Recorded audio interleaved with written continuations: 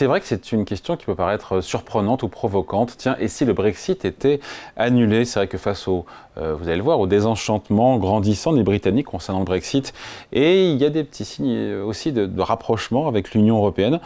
Légitime de se poser la question, est-ce qu'une remise en cause du Brexit peut vraiment être à exclure ou pas? Bonjour John.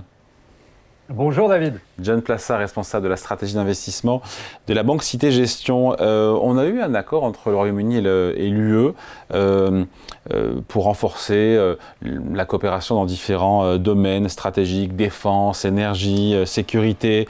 Est-ce qu'on peut dire que Londres cherche un petit peu, par des voies détournées, à se rapprocher de Bruxelles ou pas? Oui, clairement oui, on ne va pas se voiler la face, hein. On parle même de Brexit 2.0. Vous l'avez dit, il y a plusieurs accords concrets, mais vous avez aussi Erasmus+, Europol. On est dans une situation où, sans remettre en cause officiellement, évidemment, la sortie de l'Union, vous avez Londres et Bruxelles qui sont en train de reconstruire progressivement ce qu'on appelle des ponts sectoriels. C'est pas vraiment un retour en arrière formel, mais c'est plutôt un réalignement pragmatique de ce qu'on avait avant. Donc c'est pas une annulation du Brexit, mais c'est un Brexit qui évolue, je dirais. C'est pour ça que je disais un Brexit 2.0. Après, c'est vrai que la majorité des Britanniques regrettent désormais le Brexit. Pour autant, ils ne veulent pas pour autant réintégrer l'Union européenne. Hein. Non, mais on voit que comme les Britanniques, je dirais, dans leur culture, hein, c'est une espèce de profonde ambivalence dans l'opinion publique. Vous avez le Brexit d'un côté qui est jugé comme une erreur, on l'a dit, par 56% des Britanniques, mais l'idée de retour en arrière formelle, donc pas le 2.0 mais le formel, eh bien fait encore un peu peur parce que ça a été vraiment une fissure, le départ, ce fameux Brexit, et donc de remettre la machine en arrière, eh bien ça fait aussi peur. Vous avez quand même la volonté de souveraineté qui reste extrêmement forte, et puis on est dans une solution, dans une idée que les élites politiques, quelles qu'elles soient, que ce soit les travaillistes, que ce soit les autres partis, eh bien, doivent construire maintenant, aujourd'hui, des solutions intermédiaires au lieu de retourner brutalement ou de revenir brutalement dans l'Union européenne. On ne peut pas imaginer d'ailleurs, pour le coup, vraiment une annulation du Brexit. Je veux dire, ou alors il faudrait des conditions politiques, économiques que je ne vois pas trop pour voir un retour du Royaume-Uni dans l'Europe. Non, parce que vous avez besoin d'un mandat populaire extrêmement clair, un gouvernement pro-européen et l'unanimité des 27 membres pour le retour en arrière. Donc ça fait quand même beaucoup de choses. Il faudrait aussi, d'une certaine manière, que vous ayez un contexte de crise politique majeure pour relancer cette dynamique et pour relancer le vote et essayer de convaincre les 27.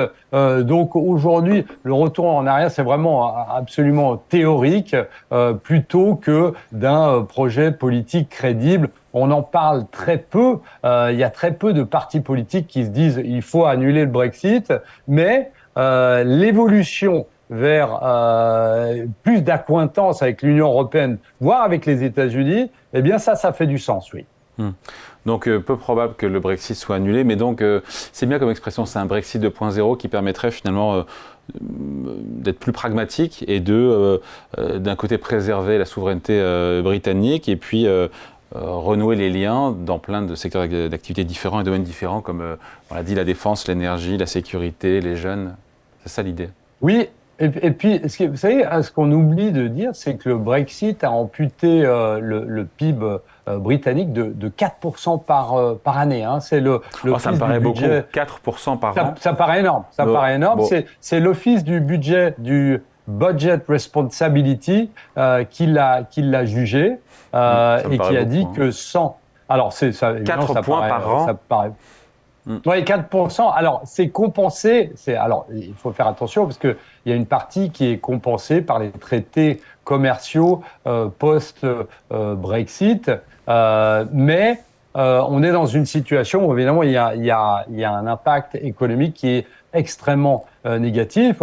On a aussi les impacts, c'était notamment la livre sterling qui est restée extrêmement faible. Vous avez les actions britanniques qui ont sous-performer les Allemandes, par exemple. Et puis, vous avez des primes de risque sur la dette qui se sont accrues. Donc, on a quand même un Royaume-Uni qui reste affaibli, qu'on le veuille ou non, peu importe les chiffres, mais qui reste affaibli dans la compétition mondiale à cause de ce Brexit. Donc, je dirais que c'est une mise en avant du fait que effectivement, on a eu cette volonté d'être seul. Mais d'un autre côté, eh bien, on se dit qu'on avait quand même besoin de l'Union européenne, qu'on le veuille ou non, parce que on a eu des impacts économiques qui ont été extrêmement importants. Et donc l'idée, c'est dans les faits d'atténuer l'impact et les effets du hard Brexit en nouant des partenariats, sans évoquer explicitement, on l'a compris, la réintégration. Après, la question que je me pose, et on finit là-dessus, qu'est-ce que nous, on a gagné, nous, Européens, pays de l'UE?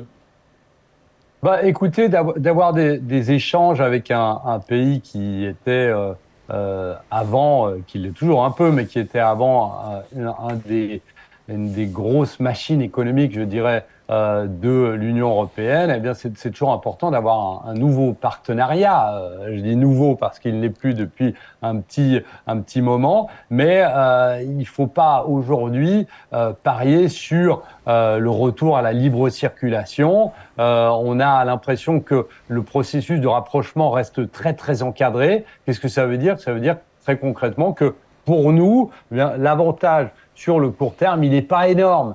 Mais vous parliez avant d'un secteur comme la défense, on peut avoir des échanges très forts entre les Britanniques et la France, par exemple, et ce qui nous donnerait évidemment un accès et un partenaire économique qui serait pas un nouveau partenaire économique, mais le réchauffement d'un ancien partenaire économique avec qui on traite un peu, mais moins qu'avant. Allez, merci beaucoup. Explication signée John Plassard, responsable de la stratégie d'investissement à la Banque Cité Gestion. Merci. Merci David.